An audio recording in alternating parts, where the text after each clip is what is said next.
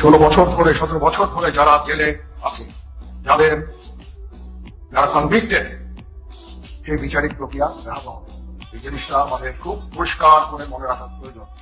আদালতে ভূত নামছে, ভূত বুঝেন, মানে ভূত, আদালতে ভূত নামছে। 5 তারিখের পরে আদালতে অনেক ভূত নামছে। চারিদিকে খালি ভূত আর ভূত আর খালি ভূত, চারিদিকে মানে যেখানে গেলে ভূত। এমন সব কাণ্ড হচ্ছে আদালতে, এমন সমস্ত রায় হচ্ছে, এমন সমস্ত বাতিল হচ্ছে, এমন সমস্ত কথাবার্তা হচ্ছে, মানে আদালতে ভূত নামছে 5 তারিখের পরে। মনে হচ্ছে অবস্থা দেখে তাই, এন্ড দ্যাটস ট্রু।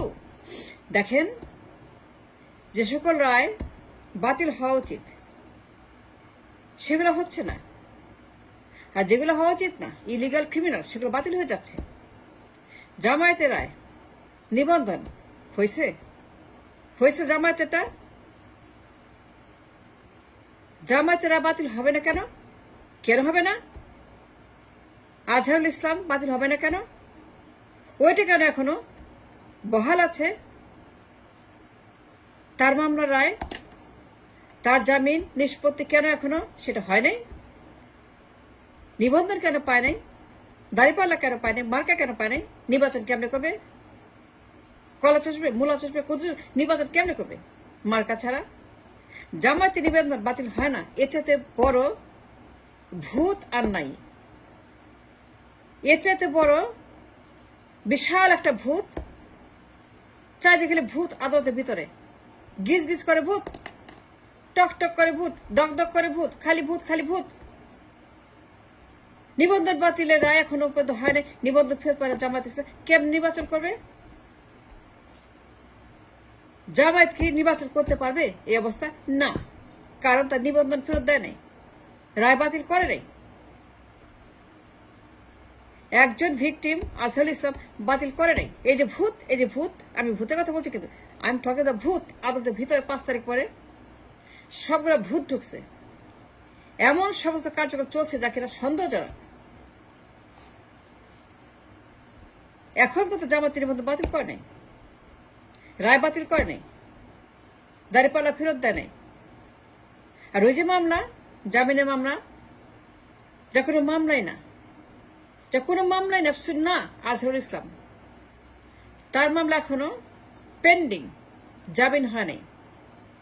রমজান যাচ্ছে, ঈদ যাচ্ছে, পরিবারগুলা for years and years and years কিসের যুদ্ধাপরাধ, কিসের সমস্ত ফালতু কথা, উল্টা পাল্টা কথা, যুদ্ধাপরাধের মামলা। যুদ্ধাপরাধ হয়েছে নাকি? কোথায় হয়েছে বলেন তো আমাকে, দেখান তো। 71-এ কি হয়েছে?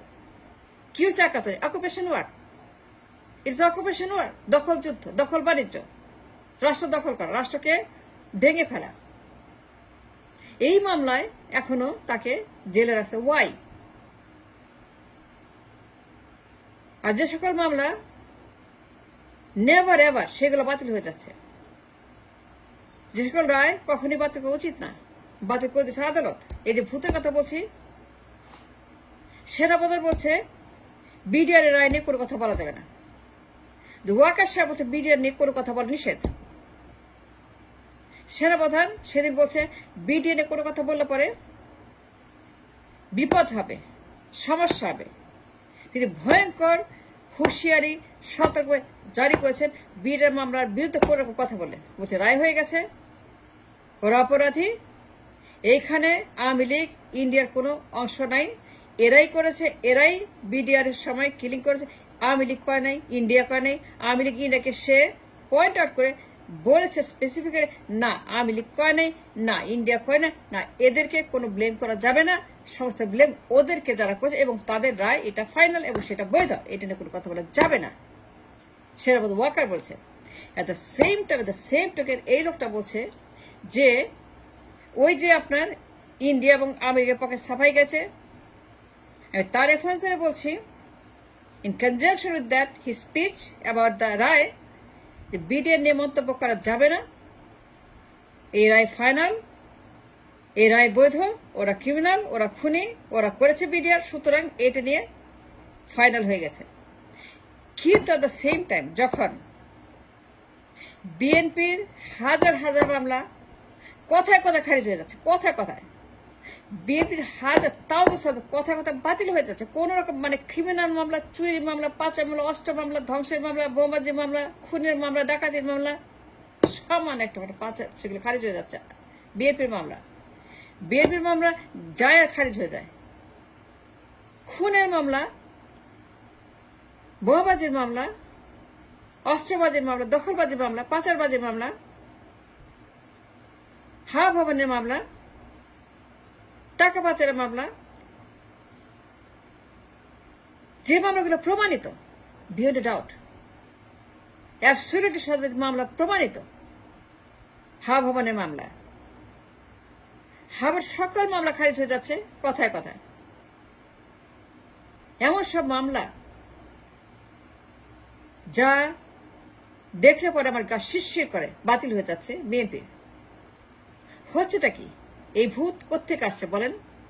এই যে ভূত আবার আসছে, ফেরত আসছে, এই যে ভূত আদালতে, তার প্রত্যেকটা মামলা হাওয়া ভবনে খারিজ করে দিচ্ছে। হাওয়া ভবনে কোন মামলা তো রাখছে না, যায় খারিজ হয়ে যায়।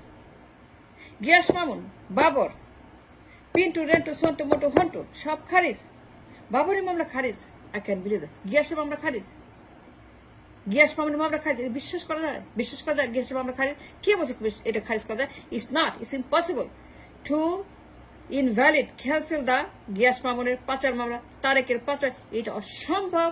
It's absolutely criminal to cancel the রায় অব দা টাকা পাচার মামলা, গিয়াস মামুন, তারেকের মামলা। কিন্তু এটা খারিজ হয়ে গেছে, এটা খারিজ হয়ে গেছে। দেখেন সেনাপ্রধান কি বলছে, মন্তব্য করা যাবে না রায়ের বিরুদ্ধে, কারণ রায় ইজ ফাইনাল, এটা বৈধ।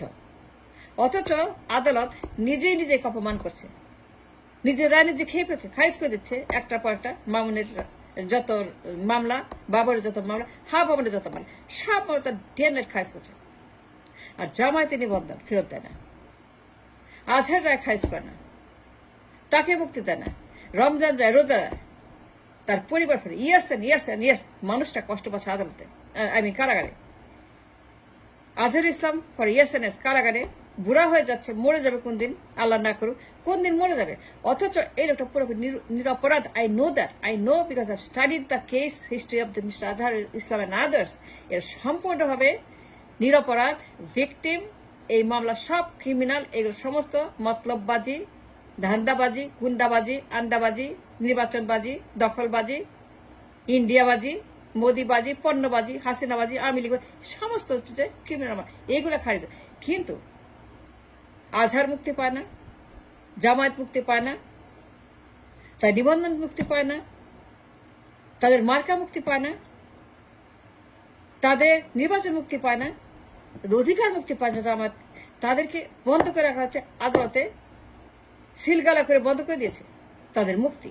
জামায়াত ইসলাম এবং তাদের সমর্থক যারা আছে কারাগারে, এদেরকে মুক্ত করা হচ্ছে না। অনেক মানুষ আছে যাদেরকে মুক্ত করা হচ্ছে না, যারা ডিউ টু বি ফ্রি, তাদেরকে মুক্ত করা হচ্ছে না। কি ভূতের পাল্লায় পড়লাম, কি ভূতের কবলে পড়লাম যাই না আদালতে।